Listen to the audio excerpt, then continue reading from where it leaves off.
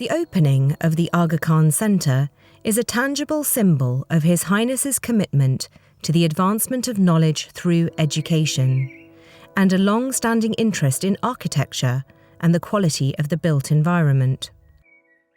The opening comes during the period in which we are marking the Diamond Jubilee of His Highness's accession as Imam of the Shia Ismaili Muslims. The Ismaili Imams have had a long tradition of championing scholarship dating back to the founding of Al-Azhar University in Cairo over 1,000 years ago. We've been operating in London for 40 years now, and for some time we've been thinking about having a permanent building of our own, and ideally one that we could design and build from scratch that would have something of our own identity in the architecture. The Aga Khan Centre will be a newly permanent home for the Institute of Ismaili Studies, the Aga Khan University's Institute for the Study of Muslim Civilizations, and the UK office of the Aga Khan Foundation. The first time it was suggested to us that we should look at developing a site on this estate, to be honest, I was a bit sceptical because King's Cross had a reputation as not a very nice area, and it really took some brave imagination to see what it could possibly be. Argent, the developers, had a great vision for a mixed-use development that's totally unrecognisable from what it was 10 years ago.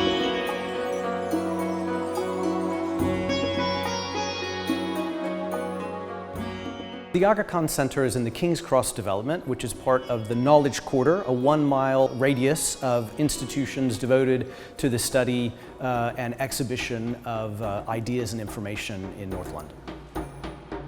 King's Cross is a very important site for us. In the 19th century, it was a hub of economic activity. It was a place where goods came from across the United Kingdom to go out to the rest of the world. What's important now in the 21st century, we're living in a knowledge economy, and it's a place where institutions are coming together, where ideas are mingling, and we want to be a part of that conversation.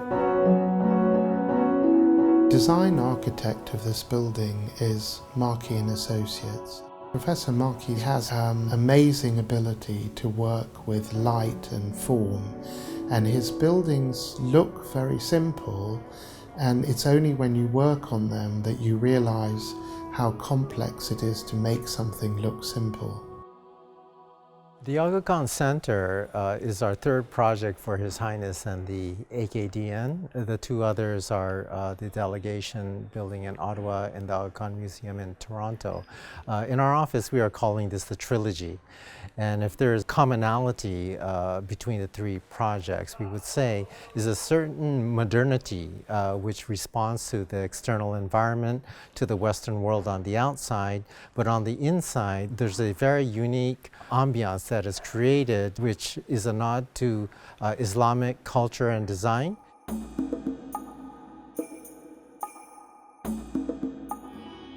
The Aga Khan Centre is carefully planned vertically. There's 10 different levels in the building. It starts at the ground floor with the public realm, and then the stack above has teaching spaces. And the library is in the center of the vertical stack. And on top of that are 4 levels for each of the respective institutions, and then the top floor is a celebratory floor.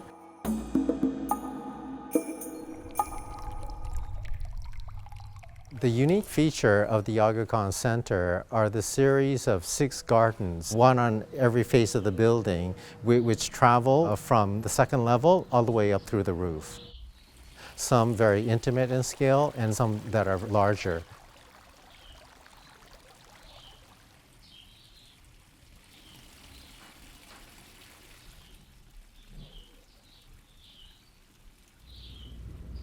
The Chahar Bagh garden was requested to be inspired by the Maghreb and Spain.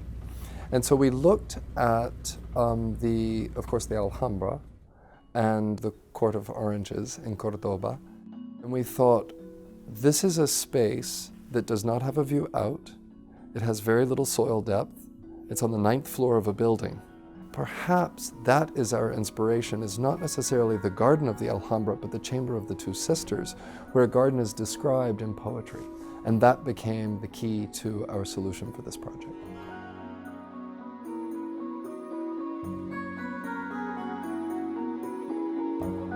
There's another very key important feature of this building, which is a little bit more intangible, which is light. And you will see that the building on the exterior has a lot of glass, but the glass is treated with 47% white ceramic frit, and it gives a very important kind of texture and lightness from the outside, but on the inside, the light gets filtered in through the ceramic frit.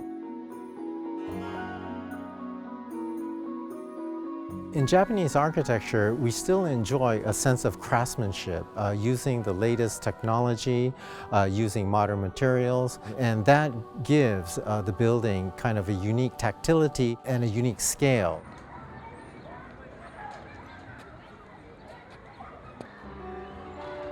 Geometric patterning is a very important and key feature of Islamic architecture, and oftentimes in traditional Islamic architecture this was done in carved stone, carved wood, and the pattern appears in different shapes and forms. In all of our 3 projects for His Highness the Aga Khan and the AKDN, we actually designed a pattern specific for that building. And the pattern itself is generated from an octagon, an 8-sided geometry.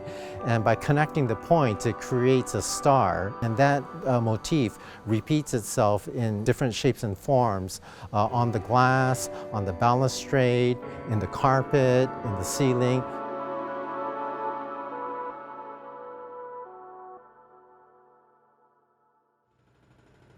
Mackie and Associates have brought a real ambition to this project, and what they have given us is an incredibly strong concept with all the spaces around the atrium.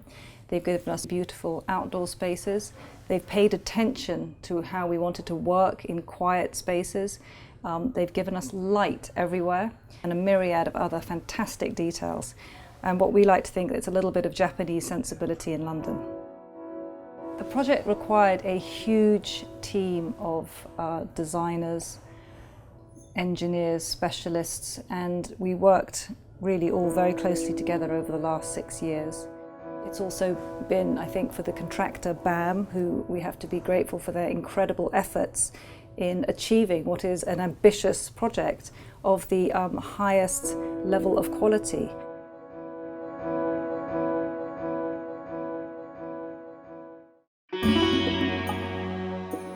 There are 4 kinds of users of the buildings. There are, I think, first and foremost, students at the 2 academic institutions, the faculty and the staff of those institutions, as well as of the Aga Khan Foundation, and the wider public. The Aga Khan Centre will be an institution that is open to the public at certain times.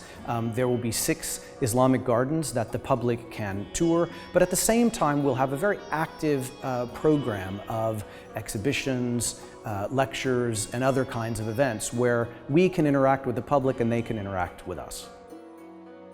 We cooperate throughout the building between the 3 institutions, so we will come closer. There are open spaces where we will meet each other, and I think that will affect both teaching and research in the new building. The new library will in fact offer a number of new opportunities. For the first time we shall be able to house all of our collections, including our rare collection of manuscripts, in one place. That will really provide a first-time opportunity for us to share these unique resources with scholars worldwide and lay the ground for further progress in the field of Ismaili and Shi'i studies.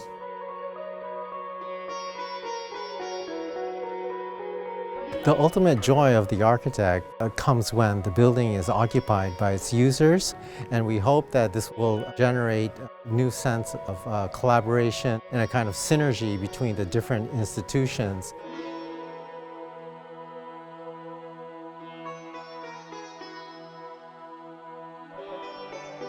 The Aga Khan Centre is a gift from His Highness the Aga Khan and the Ismaili community that's been based in the UK for over 40 years, 4 generations. It's a public symbol of our commitment to London, to the UK, and to its connectivity to the wider world of ideas and people that we work with.